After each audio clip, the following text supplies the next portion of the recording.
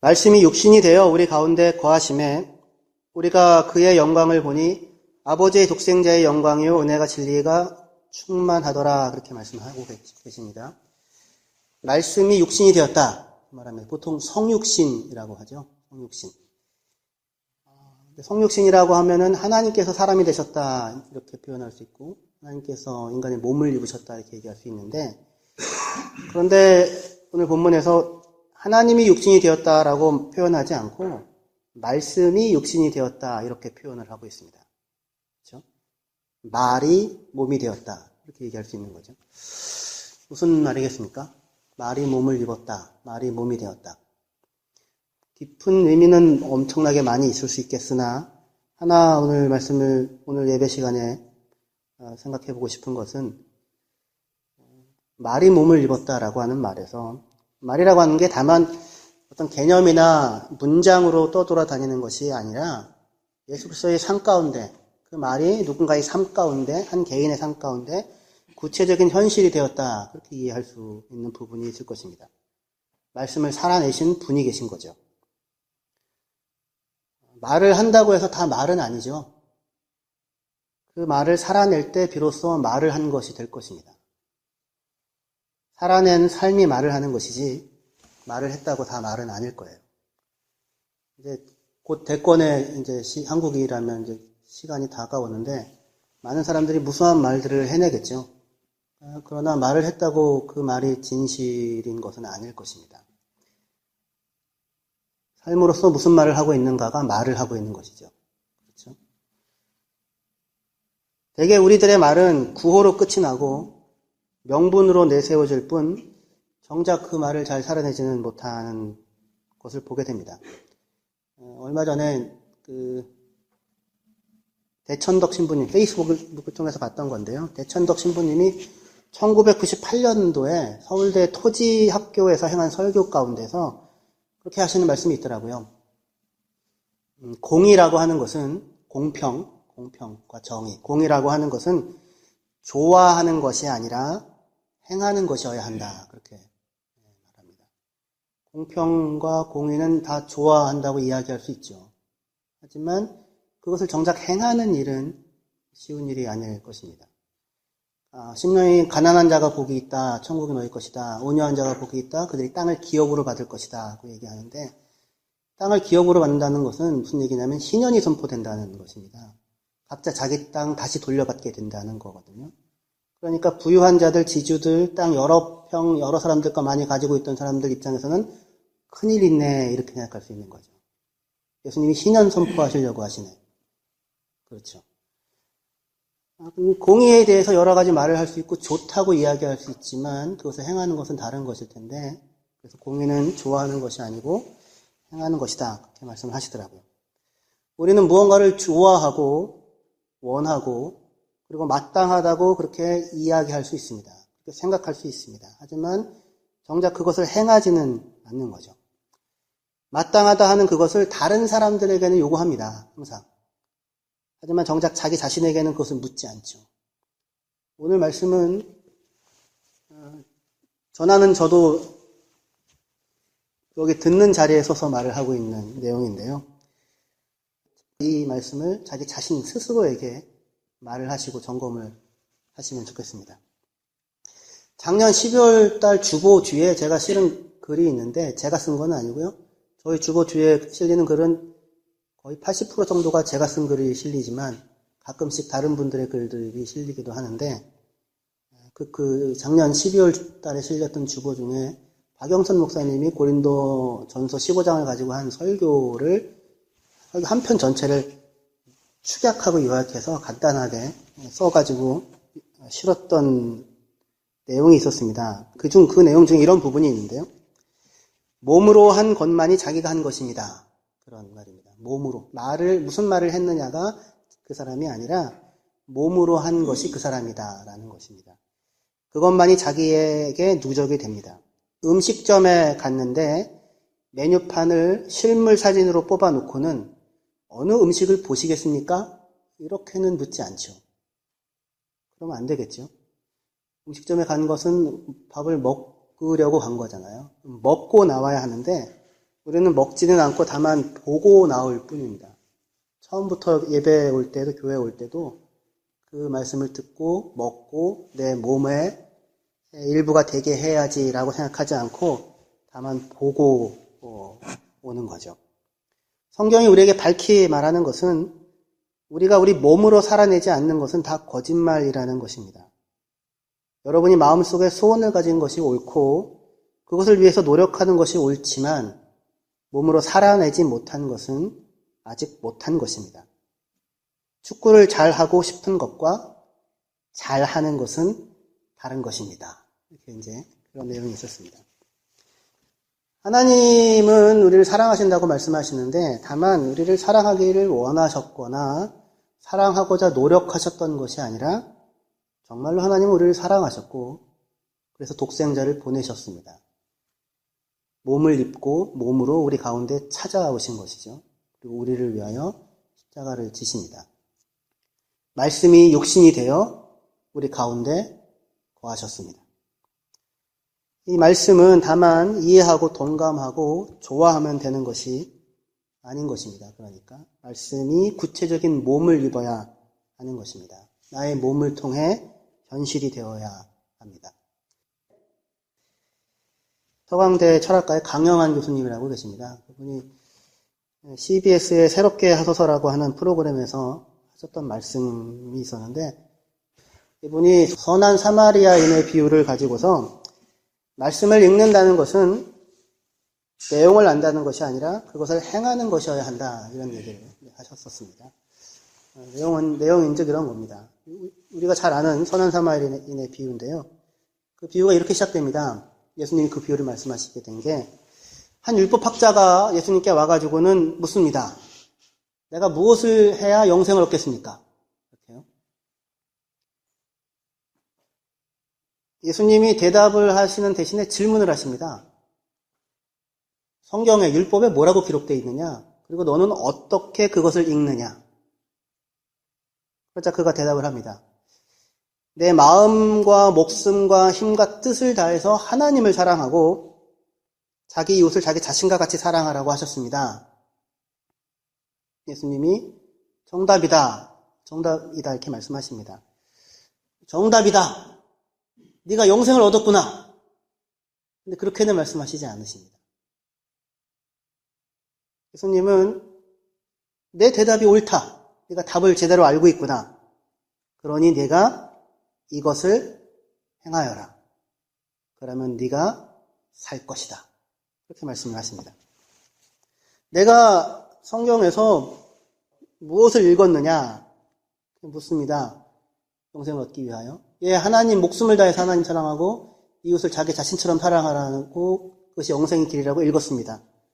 정답이구나. 너 영생 얻었다. 이렇게 얘기하시지 않고 그러면 이렇게 행하여라. 그러면 네가 살 것이다.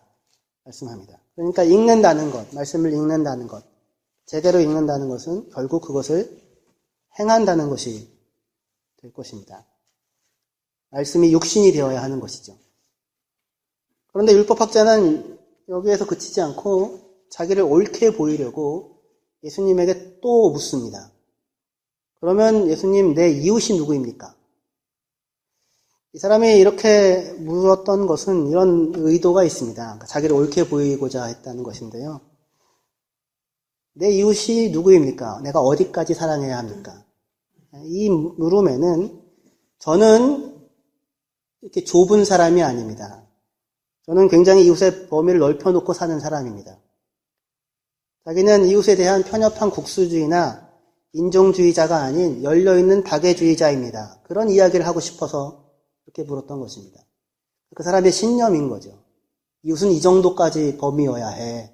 이렇게 좁은 마음을 가지고 살면 안 돼. 라고 알고 있고 신념이 있고 말을 하고 있는 사람입니다. 나는 이런 것이 맞다고 생각해. 그렇게 이야기를 하는 것이죠. 네가 참 잘하였구나 이렇게 얘기하시지 않고 예수님은 하나의 이야기를 들려줍니다. 유명한 선한 사마리아인의 비유죠. 어떤 사람이 예루살렘에서 여리고로 내려가다가 강도를 만나서 린치를 당해가지고 거의 죽게 되었다. 근데 마침 한 제사장이 지나가고 레위인이 지나갔으나 모두 그를 보고 피하여서 지나갔다. 근데 어떤 사마리아 사람이 여행 중에 그곳을 지나다가 그를 보았고 그를 불쌍히 여겼다. 그래서 가까이 갔다. 기름과 포도주를 상처에 부었다. 그것을 싸매어 주었다. 그를 짐승에 태웠다. 여관으로 데리고 갔다. 돌보아 주었다. 동사들이 계속해서 나열이 되죠. 길을 떠나며 이후 필요한 경비까지도 주고는 돈이 더 들면 그것도 지불하겠다고 이야기하였다. 그리고서 예수님이 묻습니다. 누가 강도 만난 자의 이웃이 되었느냐? 누가 강도 만난 자에게 이웃이 되어 주었느냐? 사람이 대답합니다. 자비를 베푼 사람입니다. 사마리아 사람입니다. 이렇게 얘기를 못합니다. 내 이웃이 어디까지입니까? 라고 물을 때에는 자기의 마음속에는 나는 사마리아 사람도 품을 수 있는 넓은 사람이야. 아마 이런 마음 가졌을지 모르겠어요. 근데 정작 자기 마음속에 실제로 있는 부분은 사마리아 사람이 훌륭한 일을 했습니다. 라고 대답하기 어려운 거리낌이 있는 겁니다. 자비를 베푼 사람입니다. 그렇게 얘기를 합니다. 예수님의 말씀이 무엇입니까? 네가 정답을 말했구나. 네가 영생을 얻었구나. 얘기하시지 않고 가서 너도 이와 같이 하여라. 가라. 그리고 너 또한 이와 같이 행하여라. 이렇게 말을 합니다. 누가 이웃이냐 묻지 말고 곁에 있는 이웃을 사랑하는 행위를 하여라. 이렇게 말씀하시는 거죠. 영생을 얻기 원하는 자에게 예수님은 내가 성경에서 읽은 것이 무엇이냐라고 묻습니다. 왜냐하면 성경이 영생에 대해 가르치니까요.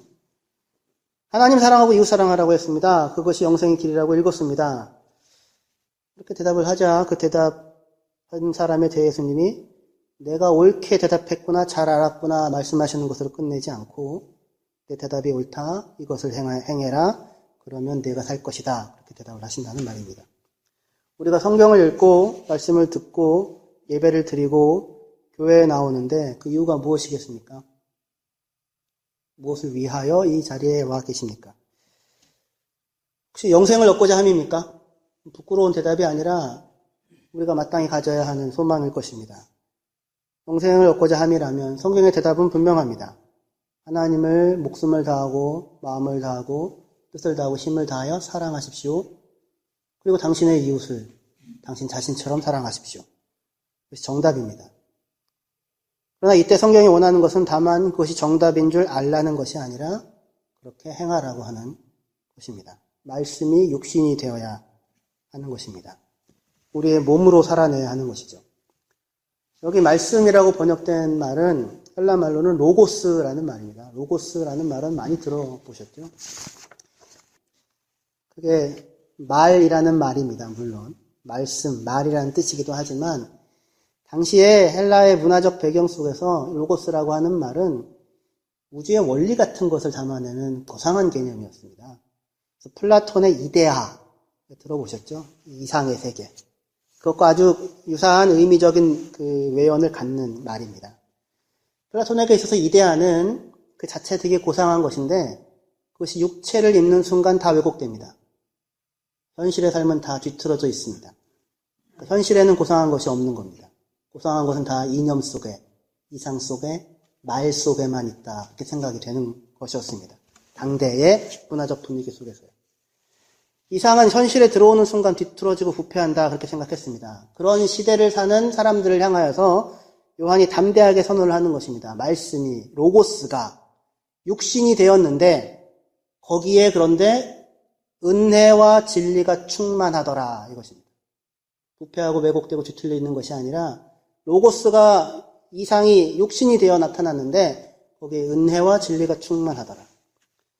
헬라적인 이상에서 삶의 참된 모습은 여기 현실 가운데 있지 않았습니다. 그들은 현실 밖에 다른 곳에서 이상을 찾았습니다. 그들에게 있어서 삶의 모델은 관념이거나 개념이거나 말들 속에 있었고 현실은 다만 그것의 불안정한 모방에 불과했습니다. 그러니까 그 세계에서 높게 쳐주는 것은 오늘을 살아내는 나의 일상의 삶이 아니라 관념이었고 이념이었고 말들의 고상함이었습니다. 하지만 요한복음은 그것과 전혀 다르게 말합니다. 말씀이 육신이 되어 우리 가운데 거하셨는데 그 안에 은혜와 진리가 충만하다고요. 바로 여기에 이 복음이 가지고 있는 혁명성이 있습니다. 다만 알기만 알고 행하기까지 해야 한다라고 하는 차원의 이야기가 아니라 전혀 다른 삶에 대한, 일상에 대한 다른 평가와 이해가 놓여져 있는 것입니다. 말씀이 육신이 되어 우리 가운데 거했는데 거기에 은혜와 진리가 있더라라는 것이죠. 요한일서 4장 1절에서 6절을 좀 찾아서 읽어보시면 좋겠습니다.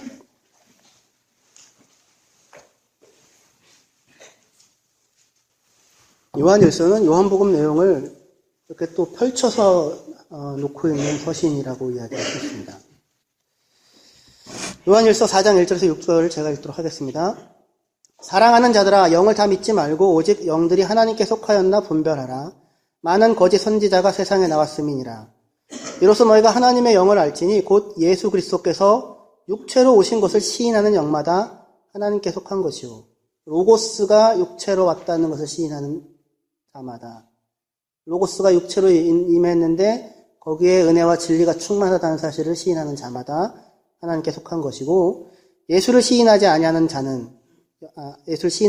영마다, 다시 얘기해서 예수께서 육체를 입고 왔다는 사실을, 그 육체 안에 은혜와 진리가 가득하다는 사실을 부인하는 영마다 하나님께 속한 것이 아니니 이것이 곧 적그리스도의 영이니라. 오리라 한 말을 너희가 들었거니와 지금 벌써 세상에 있느니라. 자녀들아, 너희는 하나님께 속하였고 또 그들을 이겼나니 이는 너희 안에 계신 이가 세상에 있는 자보다 크심이라. 그들은 세상에 속한 고로 세상에 속한 말을 하며 세상이 그들의 말을 듣느니라. 우리는 하나님께 속하였으니 하나님을 아는 자는 우리의 말을 듣고 하나님께 속하지 아니한 자는 우리의 말을 듣지 아니하나니 진리의 영과 미혹의 영을 이로써 아느니라 말씀합니다. 진리, 미혹, 그리스도, 적그리스도는 다른 것이 아닙니다. 그리스도께서 육체로 오셨다는 사실, 그 안에 은혜와 진리가 충만하다는 사실을 인정하고 받아들이고 볼 수 있는가 그렇지 않은가라고 하는 것입니다. 그리스도께서 육체로 오셨음을 부인하는 것이 적그리스도의 영이고 세상에 속한 영입니다. 당대 헬라 세계가 이미 하고 있는 것인데요. 몸과 삶과 인생에 대한 거짓된 이해였습니다. 헬라 세계 사람들이 갖고 있었던. 몸과 삶과 인생은 하찮은 것이고 거기서 진리는 항상 왜곡되고 말고 진짜 진리는 이념과 이상 속에만 있다고 이야기를 하는 것입니다. 하지만 성경은 전혀 다르게 이야기합니다. 말씀이 육신을 입어야만 하고 그리고 그 안에 은혜와 진리가 충만하다고. 다시 얘기해서 성경에 있어서는 몸으로 살아내지 않는 진리는 거짓이다라고 하는 것입니다. 몸으로 살아내지 않는 말은 다 거짓말일 뿐 결코 이상이라 할 수 없는 것입니다. 요한 1서 갖고 계시죠? 4장 20절에서 21절 보시겠습니다. 요한 1서 4장 20절에서 21절입니다. 누구든지 하나님을 사랑하노라 하고 형제를 미워하면 이는 거짓말하는 자니 보는 바 그 형제를 사랑하지 아니하는 자는 보지 못하는 바 하나님을 사랑할 수 없느니라. 우리가 이 계명을 주께 받았나니 하나님을 사랑하는 자는 또한 그의 형제를 사랑할지니라 라고 말합니다. 보이지 않는 하나님을 사랑한다고 하면서 이상과 이념과 개념들을 사랑한다고 하면서 눈에 보이는 구체적인 형제를 사랑하지 못한다면 거짓말을 하는 것이다. 핑계를 대는 것에 불과하다. 그렇게 이야기를 하고 있습니다. 이상과 이념과 개념을 사랑하라고 하지 않고 구체적인 존재인 이웃을 사랑하라고 말하고 있습니다. 보이지 않는 하나님을 사랑한다고 하면서 로고스를 사랑한다고 하면서 보이는 형제, 구체적인 몸을 입고 현실을 살아가고 있는 내 옆에 있는 한 사람, 내 자녀, 내 남편, 내 아이, 내 부모, 내 친구, 내 동료, 내 교회 식구들, 함께 살고 있는 사람들, 그 사람들을 사랑하지 않는다면 거짓말을 하는 것이다. 그렇게 이야기를 하는 것입니다. 성경은, 요한복음은 항상 그렇게 철저하게 말합니다. 나의 계명을 가지고 지키는 자라야 나를 사랑하는 자니. 하나님 사랑, 이웃 사랑이 계명인데 나의 계명을 가지고 지키는 자라야 나를 사랑하는 자니 나를 사랑하는 자는 내 아버지께 사랑을 받을 것이요 나도 그를 사랑하여 그에게 나를 나타내리라 라고 말합니다. 계명을 읽고 이상을 아는 자가 아니라 계명을 지키는 자, 곧 행하는 자가 하나님을 알게 될 것이다 라고 얘기합니다. 구체적으로 곁에 있는 한 사람을 사랑해 본 자가 하나님을 알게 될 것이다. 곁에 있는 이웃 한 사람을 사랑할 수 있는 사람만이 하나님을 발견하게 될 것이다. 그렇게 이야기를 하는 것입니다. 그의 계명이 무엇입니까? 요한복음 15장 12절 여기 읽고 말씀을 마치도록 하겠습니다. 요한복음 15장 12절에서 14절까지 말씀입니다.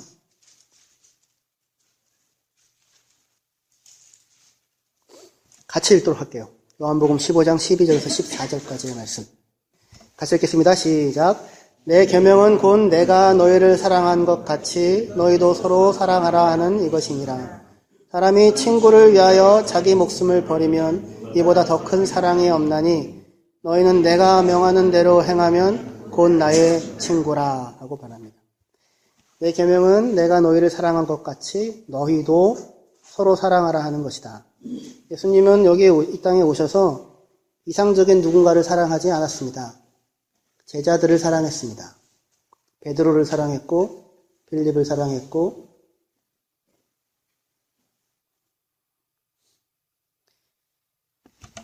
우리들을 사랑하셨습니다. 구체적인 한 사람의 인간인 우리들을 한 사람 한 사람을 사랑하셨습니다. 그리고 그렇게 한 것 같이 너희도 서로 사랑하라 라고 말합니다. 무슨 이념이나 이상을 이야기하지 않습니다. 구체적인 모습을 이야기합니다. 사람이 친구를 위하여 자기 목숨을 버리면 이보다 더 큰 사랑이 없다. 너희는 내가 명한 대로 행하면 곧 나의 친구다. 그 친구를 위하여 예수께서 목숨을 내어놓으십니다. 목숨을 내어놓는 일을 하기 전에 우리 마음속에 있는 미움을 내려놓으시기를 바랍니다. 불만을 내려놓으시고 그리고 용납하고자 하고 사랑하고자 하고 이해하고자 하셔야 할 것입니다. 그리고 이 단순한 말씀, 네 곁에 있는 이웃을 사랑해라.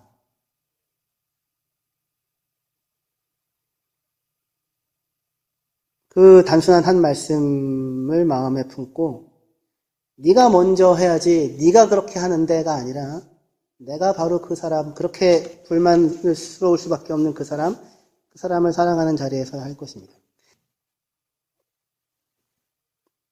우리가 성경을 읽고 예배를 드리고 이 자리에 나오는 이유는 다만 무엇이 영생의 길이다라고 하는 것을 알기 위해서가 아니라 우리의 몸으로 그 내용을 살아내기 위해서일 것입니다.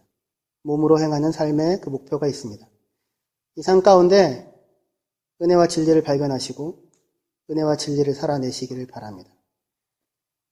그 로고스가 육신이 되하여 우리 가운데 거했는데 우리가 그의 영광을 보니 은혜와 진리가 충만합니다.